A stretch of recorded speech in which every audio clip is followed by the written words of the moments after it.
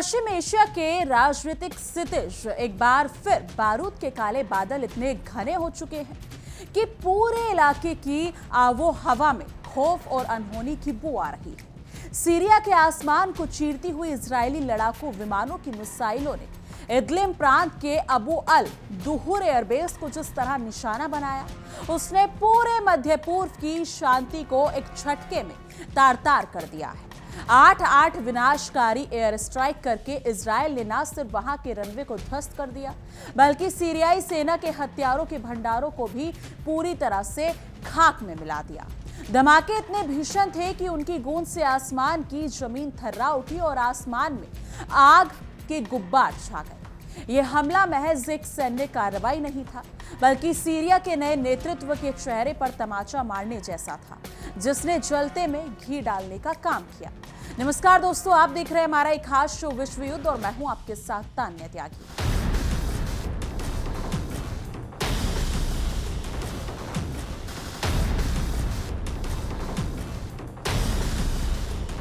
लेकिन इस पूरी खूनी पटकथा में सबसे बड़ा और चौंकाने वाला मोड़ तब आया जब पर्दे के पीछे रहकर हमेशा खेल चलाने वाले अमेरिका ने अचानक अपना रुख बदल दिया। जो अमेरिका हमेशा इजरायल के हर छोटे बड़े कदम पर अपनी मोहर लगाता आया है, वही आज अंतर्राष्ट्रीय मंच पर खड़े होकर कह रहा है कि इस हमले की तो कोई जरूरत ही नहीं थी। अमेरिका ने सैन्य कार्रवाई पर न सिर्फ आपत्ति जताई, बल्कि इसे सरासर बेवजह और गैर जरूरी तनाव बढ़ाने वाला कदम करार दिया। अब दुनिया ये देखकर हैरान है कि आखिर इजरायल का सबसे बड़ा मददगार अमेरिका अचानक नीति शास्त्र का पाठ क्यों पढ़ाने लगा। क्या अमेरिका को वाकई शांति की चिंता सता रही है, या फिर यह सिर्फ दुनिया की आंखों में धूल झोंकने का एक नया पैंतरा है? अगर हम गहराई से देखें तो अमेरिका की इस अचानक जागी आत्मा के पीछे कई तरह के सवाल खड़े होते हैं, क्योंकि उसकी कथनी और करनी में हमेशा जमीन आसमान का फर्क रहा है। एक तरफ तो वो इजरायल को आधुनिक हथियारों की खेप भेजता रहता है, और दूसरी तरफ जब कोई बड़ा हादसा हो जाता है तो पानी पीकर उसकी निंदा करने का नाटक करता है। इसे ही कहते हैं हाथी के दांत खाने की ओर दिखाने की ओर। जब इजरायल ने सीरिया की सरजमी पर 8 मिसाइलें दाग दी, तब अमेरिका को अचानक होश आया कि इससे इलाके का माहौल बिगड़ सकता है। यह रवैया अमेरिका के दोहरे मापदंड को साफ उजागर करता है, जहां वो खुद को शांति का मसीहा ही दिखाना चाहता है और अपने लाडले सहयोगों की मनमानियों पर पर्दा भी डालना चाहता है। इस पूरे घटनाक्रम को आधिकारिक रूप से देने के लिए अगर देखा जाए तो तुर्की में अमेरिकी राजदूत और सीरिया और इराक के लिए राष्ट्रपति के विशेष दूत टॉम बैरक मैदान में उतरे। टॉम बैरक ने सोशल मीडिया प्लेटफॉर्म एक्स पर बाकायदा एक लंबा चौड़ा पोस्ट डालकर इजरायल की इस हरकत पर अपनी भड़ास निकाली। उन्होंने बहुत ही कड़े और नपे-तुले शब्दों में लिखा कि अबू अल दुहूर एयरबेस पर जो इजरायली एयर स्ट्राइक हुई है, उससे अमेरिका को बेहद चिंता हुई है। बैरक के मुताबिक यह हमला इलाके की स्थिति में रोड अटकाने जैसा है और इससे बेवजह का तनाव पैदा हो गया है। लेकिन सवाल यह है कि क्या सिर्फ एक सोशल मीडिया पोस्ट लिख देने से अमेरिका अपनी जिम्मेदारी से मुंह मोड़ सकता है? जब मिसाइलें छूट रही थी, तब अमेरिका की कूटनीति कहां सो रही थी? अमेरिकी दूत टॉम बैरक ने अपने इस बहुचर्चित बयान में सीरिया की नई अल शरार सरकार की तरफदारी करते हुए एक बहुत बड़ा खुलासा किया। उन्होंने साफ साफ कहा कि सीरिया की नई हुकूमत ना तो किसी हमलावर रवैये के साथ काम कर रही है और ना ही उसने किसी प्रॉक्सी सेना या आतंकवादी गुट को पनाह दे रखी है। यानी खुद अमेरिका इस बात की गवाही दे रहा है कि सीरिया की तरफ से इजरायल को भड़काने की कोई कोशिश नहीं की गई थी। इसके बावजूद इजरायल ने सीरिया के सैन्य ठिकानों पर जाकर तबाही मचा दी। ये तो वही बात हो गई कि नाच न जाने आंगन टेढ़ा। जब सीरिया शांत था तो इजरायल को बिना किसी वजह के अपनी सैन्य ताकत का प्रदर्शन करने की खुजली होने लगी। टॉम बैरक ने अपने बयान को आगे बढ़ाते हुए इस बात पर भी जोर दिया कि सीरिया की नई अल शरा सरकार ने बार बार इजरायल के साथ जारी तनाव को कम करने को प्राथमिकता दी। उन्होंने कहा कि सीरिया का नया नेतृत्व बदला लेने की राजनीति करने के बजाय बातचीत के जरिए मसलों को सुलझाना चाहता है। लेकिन इजरायल ने सीरिया के संयमित और शांतिपूर्ण रवैये को उसी लाचारी या कमजोरी समझने की भूल कर डाली, क्योंकि इजरायल का यह आक्रामक रूप ये साफ दिखाता है कि वो शांति के माहौल से घबराता है और उससे अपनी मौजूदगी दर्ज कराने के लिए हमेशा युद्ध के माहौल की जरूरत होती है। जब सामने वाला हाथ मिलाना चाह रहा हो, तब उस पर लात चलाना कहाँ की बुद्धिमानी है।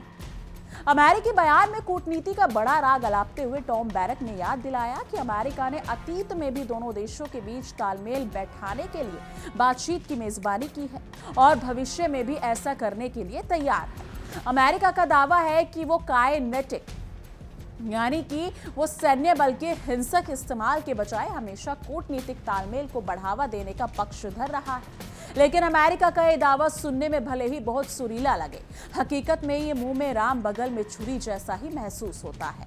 अगर अमेरिका वाकई सैन्य ताकत के इस्तेमाल के खिलाफ है तो वो इजराइल पर सीधी नकेल क्यों नहीं कसता? केवल बयानबाजी करके वो दुनिया के सामने शरीफ बनने की नाकाम कोशिश कर रहा है।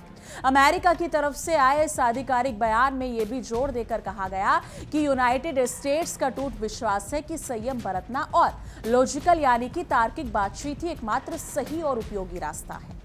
अमेरिका ने अपील की कि सभी पक्षों को आगे की सैन्य घटनाओं और हिंसक झड़पों को पूरी तरह से रोककर कूटनीतिक बातचीत को प्राथमिकता देनी चाहिए। लेकिन यह उपदेश उस समय आ रहा है जब अबू अल दुहूर एयरबेस का ढांचा पूरी तरह मलबे में तब्दील हो चुका है। अब जब चिड़िया चुग गई खेत तो पछताना या भाषण देने से क्या फायदा? हमला होने देने के बाद शांति का पाठ पढ़ाना अमेरिका का पुराना और आजमाया हुआ राजनीतिक ड्रामा है। इस पूरे घटनाक्रम में सबसे आश्चर्यजनक और रहस्यमयी बात यह है कि इजरायली सेना ने इस इतने बड़े हमले पर पूरी तरह से चुप्पी साध रखी है। 8-8 भीषण एयर स्ट्राइक करने के बाद भी इजरायली डिफेंस फोर्सेस की तरफ से एक भी आधिकारिक बयान सामने नहीं आया। इजराइल का ये मौन ये साफ दर्शाता है कि उसे किसी अंतर्राष्ट्रीय समुदाय या अपने सहयोगी अमेरिका को जवाब देने की कोई जल्दी नहीं है। इजराइल की एक खामोशी चोर की दाढ़ी में तिनका वाली कहावत को सच साबित करती है। अगर इजराइल के पास इस हमले की कोई भी बहुत बड़ी और जायज वजह होती तो वो ढोल पीटकर दुनिया के सामने अपनी सफाई पेश करता, लेकिन उसकी चुप्पी ही उसके जुर्म की गवाही दे रही है। दूसरी तरफ सीरिया के रक्षा मंत्रालय का रवैया भी इस हमले के तुरंत बाद काफी हैरान भरा है। इतनी बड़ी तबाही झेलने के बाद भी सीरियाई रक्षा मंत्रालय ने तुरंत कोई आधिकारिक प्रतिक्रिया या बयान जारी नहीं किया। हालांकि सीरिया के सरकारी मीडिया और सैन्य सूत्रों ने इस बात की पुष्टि जरूर की कि हमले में भारी नुकसान हुआ है। सीरिया की शुरुआती चुप्पी इस बात का संकेत है कि नया नेतृत्व इस अचानक हुए हमले से पूरी तरह सदमे में था और वो जल्दबाजी में कोई ऐसा कदम नहीं उठाना चाहता था जिससे बात और बिगड़ जाए। यानी कि सीरिया फिलहाल फूंक फूंक कर कदम रख रहा है ताकि इजराइल को आगे किसी और बड़े हमले का बहाना ना मिल सके। सीरिया की एक सरकारी अखबार ने एक उच्च पदस्थ सैन्य सूत्र के हवाले से इस तबाही का पूरा ब्यूरो दुनिया के सामने रखा है। यानी कि रिपोर्ट के अनुसार इजरायली मिसाइलों का मुख्य निशाना इदलिब प्रांत में स्थित अबू अल दुहूर एयरबेस के रनवे और वहां बने बड़े बड़े हथियार भंडारण केंद्र थे। 8 मिसाइलों ने एक के बाद एक सटीक निशाना साधकर रनवे को पूरी तरह से उखाड़ फेंका, जिससे वहां से किसी भी तरह के विमान का उड़ान भरना नामुमकिन हो गया। इसके साथ ही सेना के लॉजिस्टिक और स्टोरेज एरिया में रखे सामान जलकर खाक हो गए। यह हमला सिर्फ इमारतों पर नहीं बल्कि सीरियाई सेना की रीढ़ की हड्डी पर प्रहार था। ये पूरा विवाद और हवाई हमला ऐसे नाजुक वक्त पर हुआ जब इजराइल और सीरिया के नए नेतृत्व के बीच कूटनीतिक रिश्ते एक बेहद नाजुक मोड़ से गुजर रहे थे। सीरिया में नई सरकार के आने के बाद से ही पूरे क्षेत्र के शक्ति समीकरण बदल रहे थे। नया नेतृत्व अपने देश को गृह युद्ध और तबाही से बाहर निकालकर स्थिरता की ओर ले जाने की कोशिश कर रहा था। लेकिन ऐसा लगता है कि इजराइल को सीरिया में शांति का ये दौर बिल्कुल रास नहीं आ रहा था, क्योंकि इजराइल को शायद ये डर सता रहा था कि अगर सीरिया में नई सरकार मजबूत हो गई तो उसके लिए क्षेत्रीय चुनौतियां बढ़ सकती हैं। इसलिए उसने इस शांति प्रक्रिया में कबाब में हड्डी बनने का काम किया। इदलिब का अबू अल दुहूर एयरबेस सीरिया के लिए केवल एक हवाई पट्टी नहीं है, बल्कि ये सामरिक दृष्टि से बेहद संवेदनशील और महत्वपूर्ण सैन्य अड्डा है। इस बेस से सीरियाई सेना पूरे उत्तर क्षेत्र की गतिविधियों पर नजर रखती है। इजराइल ने बहुत सोच समझकर और रणनीति बनाकर इस बेस को निशाना बनाया ताकि सीरिया की सैन्य निगरानी क्षमता को पूरी तरह से पंगु बनाया जा सके। रनवे और स्टोरेज को तबाह करके इजराइल ने सीरिया को एक बहुत बड़ा और आर्थिक सैन्य झटका दिया है। ये कदम दिखाता है कि इजराइल सीरिया को कभी भी आत्मनिर्भर और मजबूत स्थिति में नहीं देखना चाहता। अगर हम अमेरिका की इस पूरे मामले में भूमिका का विश्लेषण करें तो उसकी चालबाजियां बहुत साफ नजर आती हैं। जब भी इजराइल अंतर्राष्ट्रीय सीमाओं को लांघकर किसी पड़ोसी देश पर हमला करता है, अमेरिका तुरंत एक बयान जारी करके गंभीर चिंता जता देता है, लेकिन कभी भी इजराइल पर कोई कड़े प्रतिबंध या ठोस सैन्य कार्रवाई नहीं करता। ये तो वही बात हुई है कि सांप भी मर जाए और लाठी भी ना टूटे। अमेरिका दुनिया को ये दिखाना चाहता है कि वो एक निष्पक्ष और शांति प्रिय मध्यस्थ है, जबकि पर्दे के पीछे से वो इजराइल की हर आक्रामक नीति को शह देता रहता है। अमेरिका का ये दोगलापन अब किसी से छिपा नहीं, क्योंकि सीरियाई मीडिया की रिपोर्ट्स के मुताबिक अबू अल दुहूर एयरबेस पर जो नुकसान हुआ है उसकी भरपाई करने में सीरिया को महीनों का समय और करोड़ों डॉलर का खर्च लगेगा। रनवे का पूरी तरह ध्वस्त हो जाना और लॉजिस्टिक सपोर्ट का खत्म होना सीरियाई सेना की दैनिक गतिविधियों के लिए बहुत बड़ा झटका है। जब कोई देश बिना किसी तत्कालिक उकसावे के दूसरे देश के सैन्य ठिकानों पर इतना बड़ा हमला करता है तो उसे अंतर्राष्ट्रीय कानून का खुला उल्लंघन माना जाता है। लेकिन विडंबना यह है कि संयुक्त राष्ट्र से लेकर अमेरिका तक सब सिर्फ बयानों के तीर चला रह जाते हैं और धरातल पर इजराइल अपनी मनमानी करता रहता है। क्योंकि अमेरिकी विशेष दूत टॉम बैरक के सोशल मीडिया पोस्ट में इस्तेमाल की गई भाषा को अगर ध्यान से पढ़े तो उसमें इजराइल के प्रति एक अजीब सी नरमी और सीरिया के प्रति एक बनावटी सहानुभूति दिखाई देती है। बैरक ने लिखा कि संयम और बातचीत ही आगे बढ़ने का एकमात्र जरिया है, लेकिन जब इजराइल अपनी मिसाइलों से सीरिया के रनवे को उड़ा रहा था तब अमेरिका की एक संयम वाली सलाह कहां गई थी। अब ये सब सिर्फ एक कूटनीतिक पैंतरा है ताकि अरब जगत और दुनिया के बाकी देशों को ये लगे कि अमेरिका इजराइल की हर हरकत का समर्थन नहीं करता, भले ही अंदर खाने सब कुछ पहले से तय ही क्यों ना हो। मध्य पूर्व के इतिहास का पन्ना पन्ना इस बात का साक्षी है कि जब जब इस इलाके में शांति की कोई नई उम्मीद जागी तब तब किसी न किसी बड़ी सैन्य कार्रवाई से उस उम्मीद का गला घोट दिया गया है। इजराइल द्वारा अबू अल दुहूर एयरबेस की अगर देखा जाए तो उस पर किया गया ये हमला भी शांति प्रिया के ताबूत में आखिरी कील साबित हो सकता है। जब सीरिया की अल शरा सरकार बार बार ये संदेश दे रही थी कि वो इजराइल के साथ कोई दुश्मनी नहीं चाहती, तब इजराइल द्वारा मिसाइलें बरसाना ये साबित करता है कि उसे शांति की भाषा समझ नहीं आती। इजराइल सिर्फ अपनी सैन्य ताकत के दम पर इस इलाके में अपना दबदबा बनाए रखना चाहता है। इस पूरे घटनाक्रम ने मध्य पूर्व में एक बार फिर युद्ध के नगाड़े बजा दिए। एक तरफ सीरिया है जो अभी अभी अपनी अंदरूनी कमजोरियों से जबरन उभर कर खड़ा होने की कोशिश कर रहा है और दूसरी तरफ इजराइल है जो अपने चारों तरफ किसी भी मजबूत पड़ोसी को देखना नहीं चाहता। अमेरिका की जुबानी जमा खर्च ने इस आग को बुझाने के बजाय माहौल को ज्यादा उलझा दिया है। जब तक अमेरिका जैसा शक्तिशाली देश अपनी नीति में पारदर्शिता नहीं लाएगा और इजराइल को उसकी आक्रामक हरकतों के लिए वाकई जिम्मेदार नहीं ठहराएगा, तब तक इस क्षेत्र में शांति बहाली की हर बात आकाश कुसुम यानी कि पूरी तरह से असंभव ही बनी रहेगी। सीरिया के इदलिब प्रांत में हुआ ये एयर स्ट्राइक सिर्फ एक सीमित इलाका तक सिमट चुका है। ये मामला नहीं है बल्कि इसके तार पूरे मिडिल ईस्ट के पावर गेम से जुड़े हुए हैं। अबू अल दुहूर एयरबेस पर हुए हमलों ने ये साबित कर दिया कि इजराइल जब चाहे जहां चाहे अपने मर्जी से किसी भी देश को सीमा में घुसकर तबाही मचा सकता है। यानी अंतर्राष्ट्रीय नियमों और संयुक्त राष्ट्र के चार्टर की जिस तरह से धज्जियां उड़ाई जा रही हैं वो बेहद खतरनाक है और इस पूरे खेल में अमेरिका का वो ढुलमुल रवैया रहा है। उसने इजराइल के हौसलों को और ज्यादा बुलंद करके रख दिया है।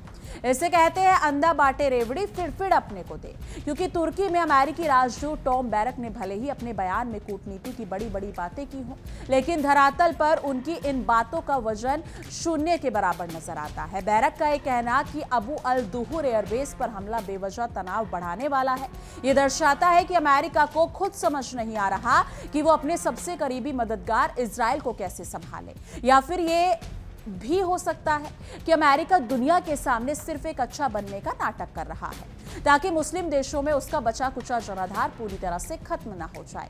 ये कूटनीतिक चालबाजियों का बेहद घटिया स्तर है। सीरिया की नई अल शरा सरकार के लिए इस समय बहुत ही परीक्षा की घड़ी है। एक तरफ उसे अपने देश के अंदरूनी हालात को संभालना है तो दूसरी तरफ इजराइल जैसे आक्रामक पड़ोसी से अपनी सीमाओं की रक्षा करनी है।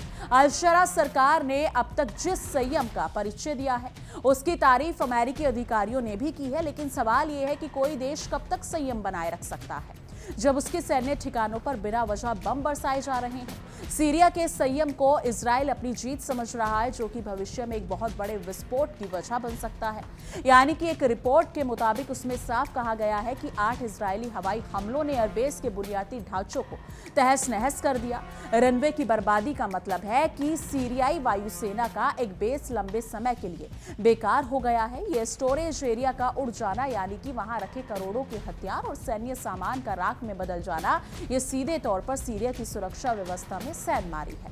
क्योंकि इजराइल ने हमला करके संदेश देने की कोशिश की है कि सीरिया में भले ही सरकार बदल जाए, लेकिन इजराइल का खौफ और उसकी पहुंच हमेशा वैसी ही बनी रहेगी। यानी अमेरिका की इस ताजा बयानबाजी पर दुनिया भर के राजनीतिक विश्लेषक हंस रहे हैं, क्योंकि अमेरिका का यह कहना कि इस हमले की कोई जरूरत नहीं थी बेहद हास्यास्पद लगता है।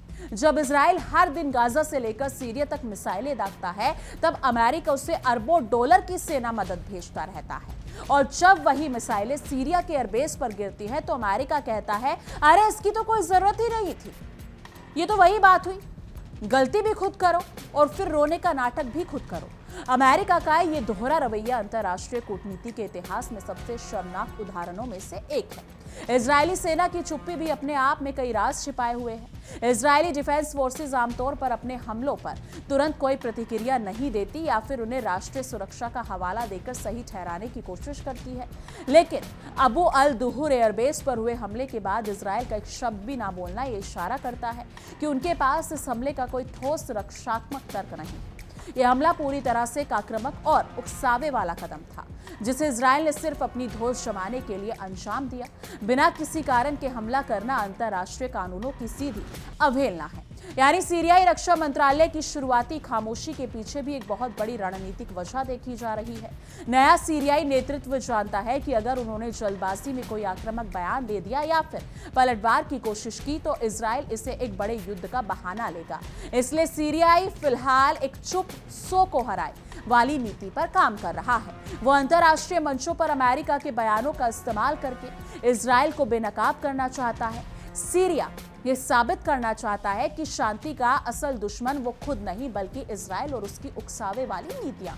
इस पूरे घटनाक्रम में टॉम बैरक का वो हिस्सा सबसे ध्यान खींचने वाला है, जिसमें उन्होंने कहा कि सीरिया की नई सरकार ने किसी भी प्रॉक्सी सेना को बनाए नहीं रखा है, बल्कि पिछले कई सालों से इजरायल सीरिया पर हमले करने के लिए यही बनाना, अगर देखा जाए तो बहाना बनाता आया है कि वहां ईरानी प्रॉक्सी और हिजबुल्लाह के ठिकाने मौजूद है। लेकिन जब अमेरिका खुद ये मान रहा है कि अल शरा सरकार ने ऐसे किसी भी प्रॉक्सी ग्रुप को खत्म कर दिया है, तो इजरायल के पास हमलों का क्या बहाना बचता है। इसका मतलब साफ है कि इजरायल का मकसद सिर्फ सीरिया को पंगु बनाए रखना है, बहाना चाहे जो भी हो। अमेरिका की तरफ से यह कहना कि उसने दोनों देशों के बीच कूटनीतिक बातचीत की मेजबानी की है और आगे भी करेगा, एक बहुत बड़ा सफेद झूठ नजर आता है। अगर अमेरिका वाकई दोनों देशों के बीच शांति का पुल बनाना चाहता था, तो उसे इजरायल को सीरिया के एयरबेस पर हमला करने से पहले क्यों नहीं रोका गया। अमेरिका की खुफिया एजेंसी दुनिया के हर कोने पर नजर रखती हैं, तो क्या उन्हें इजरायल के इन 8 एयर स्ट्राइक की भनक तक नहीं लगी? ये बात किसी के गले नहीं उतरती। साफ जाहिर है कि अमेरिका ने आंखें मूंदकर इजरायल को इस हमले की छूट दी और बाद में खुद को बचाने के लिए बयान जारी कर दिया। मध्य पूर्व में शांति बहाली के रास्ते में इजरायल की आक्रामक नीतियां हमेशा से सबसे बड़ा रोड़ा रही हैं। जब भी इलाके में थोड़ा बहुत सुधार दिखने लगता है या राजनीतिक स्थिरता आने लगती है, इजरायल कोई ना कोई ऐसा सैन्य दुस्साहस कर बैठता है जिससे पूरा माहौल फिर से गर्मा जाता है। अबू अल दुहूर एयरबेस पर हुआ हमला इसी आक्रामक मानसिकता की देन है। इजरायल नहीं चाहता कि उसका कोई भी पड़ोसी देश स्थिर और मजबूत बने। वो पूरे इलाके में अनिश्चितता और खौफ का माहौल बनाए रखना चाहता है, ताकि उसकी अपनी सर्वोच्चता हमेशा कायम रहे। अमेरिका का ये बयान कि संयम और बातचीत ज्यादा उपयोगी रास्ता है और निर्दोष सीरियाई नागरिकों और सैनिकों के लिए किसी मजाक से कम नहीं, जिन्होंने इस हमले की तबाही को अपनी आंखों से देखा है। जब मिसाइलें आसमान से गिर रही होती हैं और रनवे धू-धू कर चल रहे होते हैं, तब अमेरिका का ये ज्ञान किसी काम नहीं आता। शांति की बातें केवल वातानुकूलित कमरों और सोशल मीडिया पोस्ट में अच्छी लगती हैं। धरातल पर तो केवल बारूद का धुआं और तबाही का मंजर होता है। अमेरिका की बयानबाजी उसके नैतिक पतन को पूरी तरह से उजागर करती है। इस एयर स्ट्राइक के बाद इदलिब प्रांत के लोगों में एक बार फिर से खौफ का माहौल बन गया है। सीरिया के नागरिक पिछले एक दशक से भी ज्यादा समय से युद्ध और बर्बादी का अगर देखा जाए तो दंश झेल रहे हैं। जब नई सरकार आई तो उन्हें लगा कि शायद अब उनकी जिंदगी में कुछ शांति आएगी, लेकिन इजराइल की इन 8 मिसाइलों ने उनकी उम्मीदों पर फिर से पानी फेर दिया। इजराइल के इस कदम ने सीरियाई जनता के जख्मों पर नमक छिड़कने का काम किया है और अमेरिका की खोखली हमदर्दी उनके किसी काम नहीं है, क्योंकि राहत बयानों से नहीं बल्कि मिसाइलों के रुकने से मिलती है। कूटनीतिक विश्लेषकों का मानना है कि इजराइल का ये हमला सीरिया के नए नेतृत्व की परीक्षा लेने का एक जरिया था। इजराइल ये देखना चाहता था कि नई अल-शरा सरकार इस तरह के अचानक और भीषण हमले पर कैसी प्रतिक्रिया देती है। क्या वो भड़ककर कोई उतावला कदम उठाती है या फिर कूटनीतिक रास्तों की तलाश करती है। सीरिया ने जिस तरह से संयम दिखाया, उसने इजराइल के इस दाव को उल्टा कर दिया। अब दुनिया इजराइल से सवाल पूछ रही है कि जब सीरिया शांत था तो फिर ये हमला क्यों किया गया। टॉम बैरक के बयान में अगर देखा जाए तो काफी शब्द का इस्तेमाल काफी दिलचस्प है। इसका मतलब यह है कि सैन्य ताकत के बेजा इस्तेमाल से पैदा हुई हताशा। अमेरिका खुद मान रहा है कि इजराइल की यह कार्रवाई उसकी हताशा और बौखलाहट का नतीजा है। लेकिन सवाल फिर वही आता है कि जब अमेरिका खुद जानता है कि इजराइल हताशा में आकर गलत कदम उठा रहा है, तो वो उसे रोकने के लिए ठोस कदम क्यों नहीं उठाता। केवल शब्दों की लिपापोती करके अमेरिका अपनी जिम्मेदारियों से भाग नहीं सकता। उसकी ये नीति बगल में छोरा नगर में ढिंडोरा जैसी ही है। लेकिन इस मुद्दे पर आपकी क्या कुछ राय है, आपको क्या लगता है? कमेंट सेक्शन में अपनी राय जरूर साझा कीजिएगा। बाकी देश और दुनिया की तमाम बड़ी खबरों के लिए देखते रहिए इंडिया डेली और हमारा एक खास शो विश्व युद्ध। देखिए इंडिया डेली 24/7 अब आपके स्मार्ट टीवी पर। इंडिया डेली मौजूद है सभी डिजिटल प्लेटफॉर्म पर लाइव और लगातार। इंडिया डेली 24/7 हर दिन राष्ट्र को समर्पित।